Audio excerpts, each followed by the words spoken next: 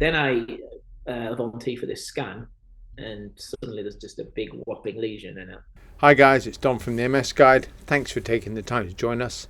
Today I bring you a really cool guest. He's a doctor with MS. He's going to share his top 5 tips, not as a doctor to you as a patient, but him as a patient who happens to know what it's like to be a doctor. And that's Dr. Daniel Matterson. Also, by the way, really cool Instagram account which I'll link to. Before we start, please don't forget to subscribe. It means a heck of a lot to me. You know that the algorithm is king. I have to bow to the algorithm. So all hail the algorithm.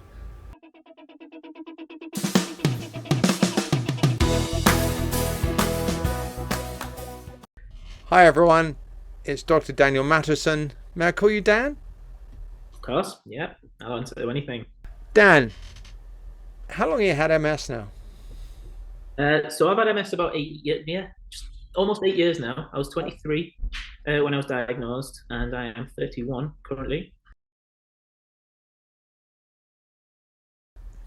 This consumes you, and that's it. You're depressed, and you're just going to give up, or you think, right, this is a really bad situation, and I'm going to make something good come out of it. Something happened where it was, I need to do something with this. Am I going to? You've got this sink or swim, haven't you? Well, it's been a rough road at times, but yeah, you learn to live with it, don't you? And Yeah. Exactly. Dan, we were talking before, and we're going to go through, and hopefully you're going to give us probably your top 5 tips if we're going to make it like that for dealing with MS, because there's no doubt that being a doctor, especially a junior doctor, is hard work, as jobs go. So therefore you're managing a high stress job with a heavy workload, and sometimes, dare I say it, slightly iffy emotional things, when you're a doctor, and yep.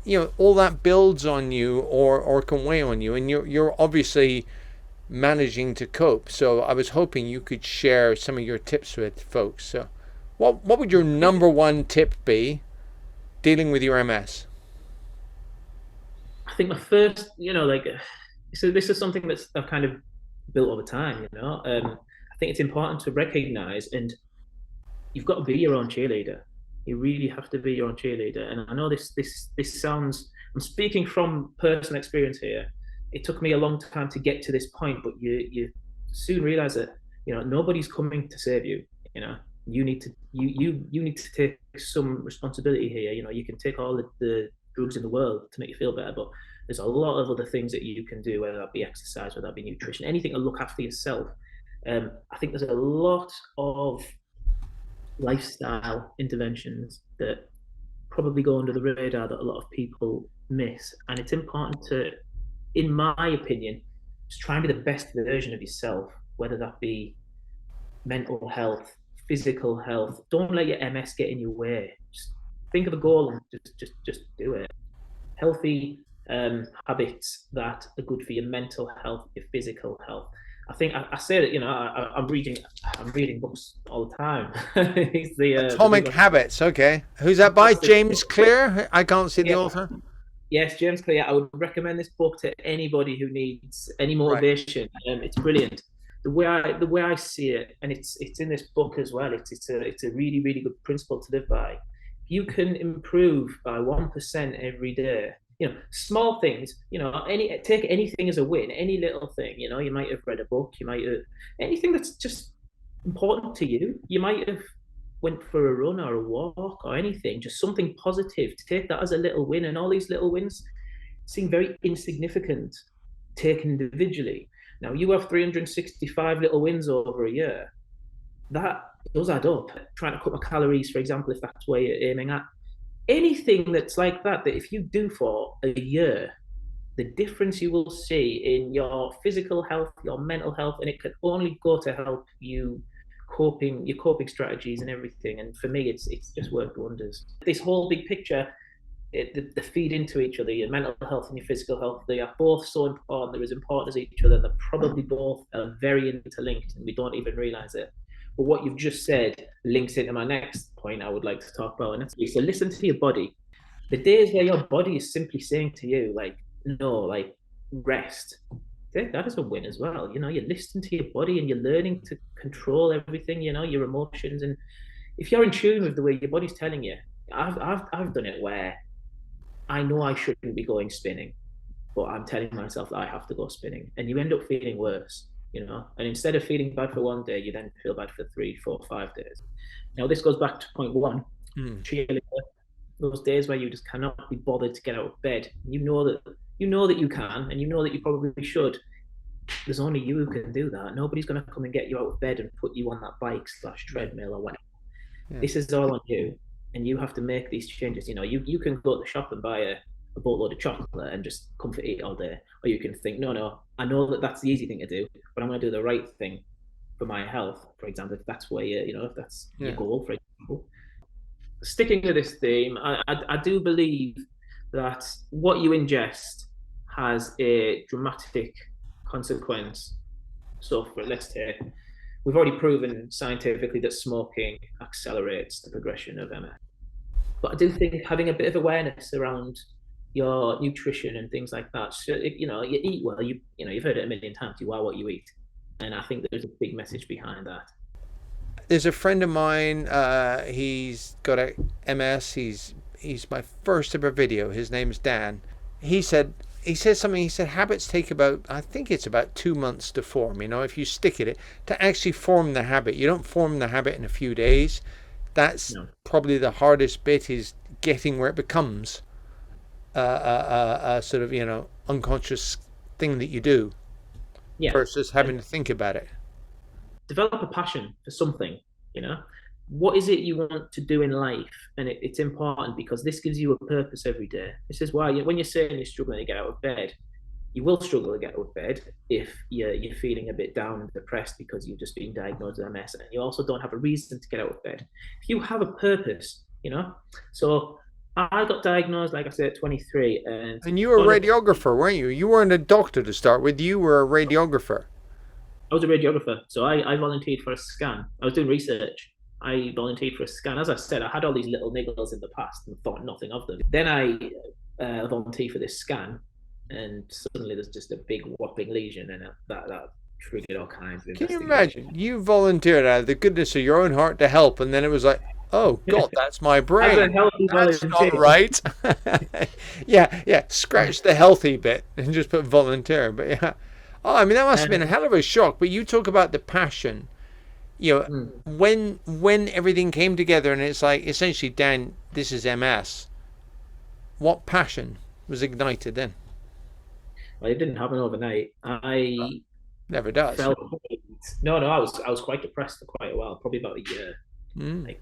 Depressed, and I probably drank more alcohol in that year than I have in the rest of my life. You're not alone. I was having a discussion with my friend, Dr. Boster, and I said, it takes about a year. And he went, no. He said, I disagree. He said, it probably takes about 2 years before the whole, oh my God, shock has worn off. Mm-hmm. I oftentimes will tell families to expect it to take about 2 years before the individual becomes comfortable with their own diagnosis. I won't lie. I'm not. I still get days where you think, oh God, wow, yeah, this has happened, and it's easy to kind of accept it now. But at the time, God, it took a long time. One of the big things, as I was saying, and I know this sounds really, really silly. Try and pretend you don't have it. Don't limit yourself. Do you know what I mean? Don't think, oh, I can't do that because I've got MS. If you want to do something, do it. And this is what I'm saying about passion. I applied to do medicine, and I started medicine in 2016. So I was diagnosed in January 2015, I think it was, and I'd started medicine about a year and a half later, so it'll be September 2016. And I'd obviously hit that point and chose to go that way. And yeah, I'm still, you have the days that are harder than others, but you've got to. I think all of these kind of, let's call them rules that I live by, they all kind of intertwine, because without you being your own cheerleader and telling you can do this and you do need to do this, I wouldn't be where I am today. It sucks. It's crap. It's all these things, but eventually you get out of it. And I'm always reminded of a saying a friend who flew combat missions in the Gulf War said, in the Air Force, and he just said, some people died through what appeared to be quite minor, small things, and some people, I mean, he flew through a hail of bullets and reported this in his logbook and said a missile flew by his window and it looked like a telephone pole on fire. I said, how do you deal with that? And he said, well, we just decided that when Jesus wants you for a sunbeam, you're off. And until then, that's why. He said, and so until until you get taken away, you might as well do your level best. I don't live day to day. I've got long-term goals, and I've just applied for my specialist radiology training, and that's I've got an interview coming up in March, for example, and I'm going to be preparing for that for the next few months. I agree that some days are not as good as others, but don't let that deter you from planning ahead. This taking every day as it comes. I think subconsciously people are limiting themselves with that viewpoint. Yeah, what might happen, and then thinking about what might happen, stopping them from trying, because they have now visualized a bad outcome or a negative one, and that's just pointless. I think it's just do it. You'll see how it works out, and you never know. Yeah, no, of course, and right when I when I applied for medicine, I didn't for 1 second think I was going to get into medicine. And this was one of these moments where I thought, you know what? The worst thing that they're going to do here is say no. But Dan, thank you very much for taking your time to join us, because I always want to say to any doctor I know, now go get some sleep. But it's the middle of the day. But Dan, look, again, really, I appreciate it. And I'll list all the tips. I'll list all the links to that book, to your Instagram, because I know that you're fairly big on Instagram. So it's if you want to follow Dan on Instagram, that's where you'll find him. You've done very well. You need to go sleep. I do. No, I do. I know. All right. Awesome. Thanks, Tom. All right. You look after yourself. Cheers. Bye-bye.